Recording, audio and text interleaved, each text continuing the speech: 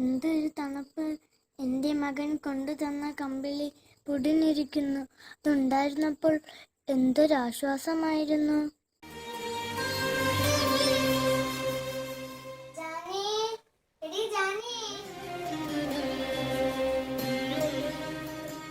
എന്താ അമ്മേ? പുറത്താരാ വന്നിരിക്കുന്നേ? ശ്രീധരനാണോ? ഇവിടെ ആരും വന്നില്ല. ഈ അമ്മയുടെ ഒരു കാര്യം. അവന്റെ കല്യാണമല്ലേ? പിന്നെന്താ അവൻ വരാത്തത്? അവന്റെ കല്യാണമൊക്കെ കഴിഞ്ഞതല്ലേ? നാട്ടിലെ വലിയ വക്കീലിന്റെ മകളല്ലേ അവൻ കെട്ടിയത്. അമ്മ മറന്നുപോയോ? ഞാൻ ഓർക്കുന്നില്ല. എന്റെ മകനൊന്ന് വന്നായിരുന്നെങ്കിൽ ഒരു പുതുപ്പ് കൊണ്ടുവരാൻ പറയാമായിരുന്നു. ശരി, ഞാൻ കത്തെഴുതാം. കത്തെഴുതാൻ അഡ്രസ് ഉണ്ടായിട്ട് വേണ്ടേ? അവൻ എവിടെയാണോ ആവോ? ചേച്ചി, പുറത്താരാ വന്നിരിക്കുന്നത്? അമ്മേ, ഞാനൊന്ന് നോക്കിയിട്ട് വരാം.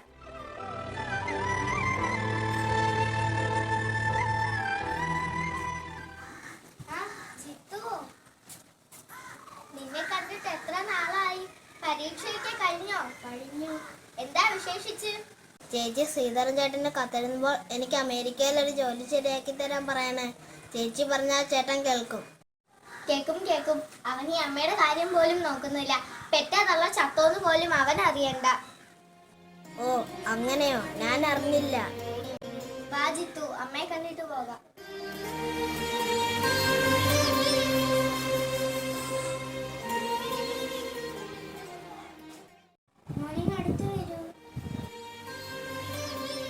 എത്ര നാളായി ഞാൻ നിന്നെ കാത്തിരിക്കുന്നു. നിന്നെ കാണാതെ കണ്ണടയുമെന്നായിരുന്നു എൻ്റെ പേടി. ഭാഗ്യം അതുണ്ടായില്ല. അമ്മേ, ഞാൻ ശ്രീധരനല്ല. പിന്നെ ആരാ?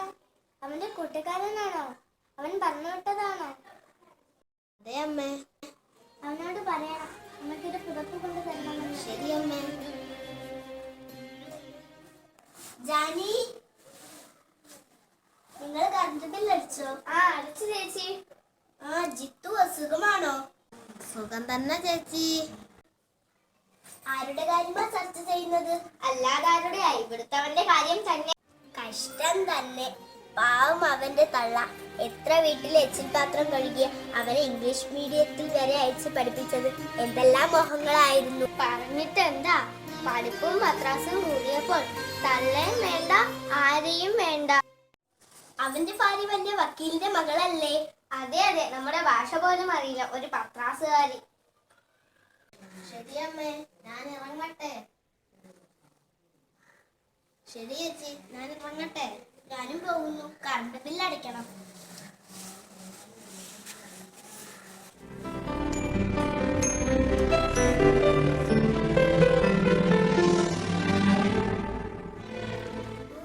നീയോ? ഇവരൊക്കെ ഓർമ്മയുണ്ടോ? അറിയാക്കണ്ട ചേച്ചി, സമയം വേണ്ടേ?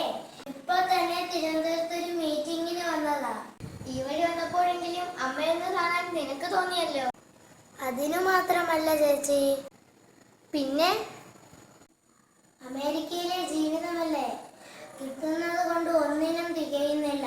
പാർവതി കുറച്ച് ദിവസമായി പറയുന്നു നാട്ടിലെ ഷെയറിന്റെ കാര്യം. ഷെയറോ? ഈ കാണുന്ന 10 സെന്റും പണിതീരാത്ത ഈ വീടുമല്ലേ? ഇതിൽ നിന്നും എന്റെ ഷെയർ വിറ്റുകൊണ്ടു പോകാനാണ് ഞാൻ വന്നത്.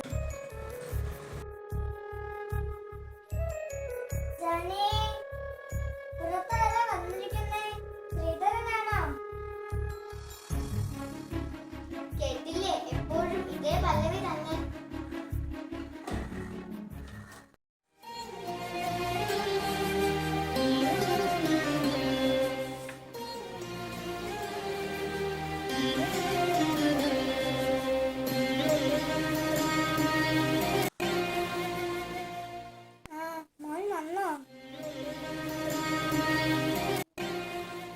മോനെ, എനിക്ക് കമ്പിളി കൊണ്ടുവന്നോ? ആർക്കതൊക്കെ വാങ്ങാൻ സമയം? ഞാൻ വേറൊരു കാര്യത്തിനാ വന്നത്.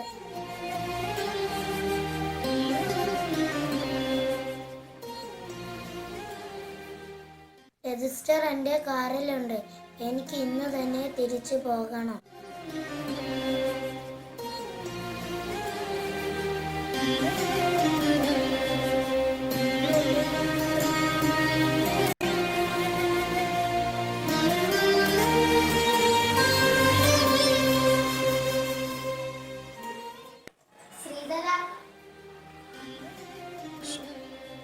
ഇനി അമ്മ ചാമ്പോഴെങ്കിലും വരുമോ?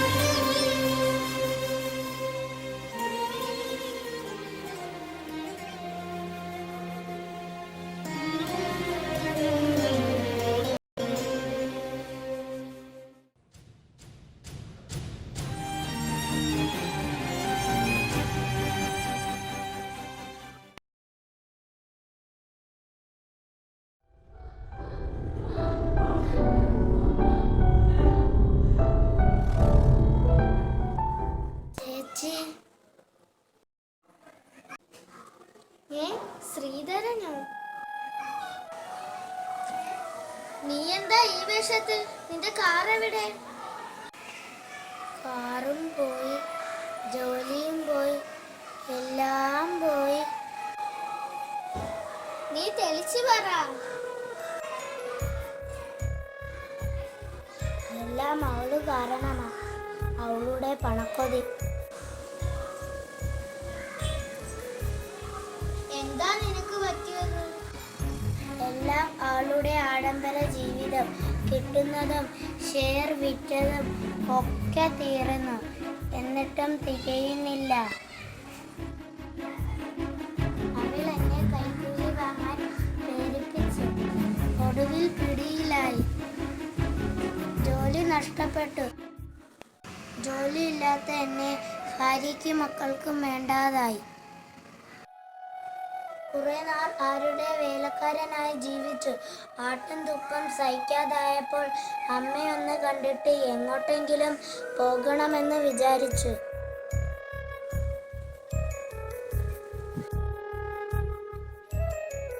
എവിടെ അമ്മ? അമ്മ നമ്മളെ വിട്ടു പോയിട്ട് 5 വർഷമായി. ഈശ്വര, ഞാൻ മഹാപാപിയാണ്. ഈശ്വര, ഞാൻ ഈ പാപം എങ്ങനെ തീർക്കും?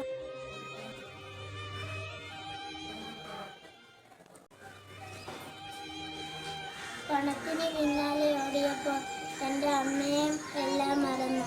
ഞാൻ മരിക്കണം. ഞാൻ ജീവിക്കാൻ അർഹനല്ല.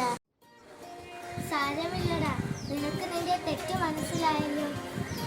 ഈ 5 സെന്റും ഈ വീടും